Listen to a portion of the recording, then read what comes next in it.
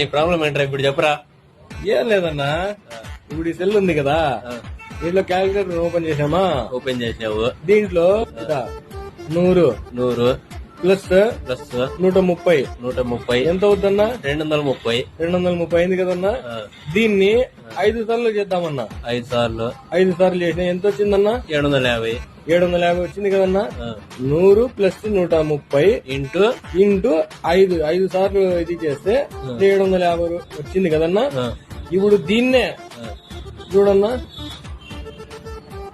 130 plus 100. ఇందాక 130 ఇక్కడ ఉండింది, 100 ఇక్కడ ఉండింది. ఇప్పుడు 130 ఇక్కడ పెట్టినాము, 100 ఇక్కడ పెట్టాము.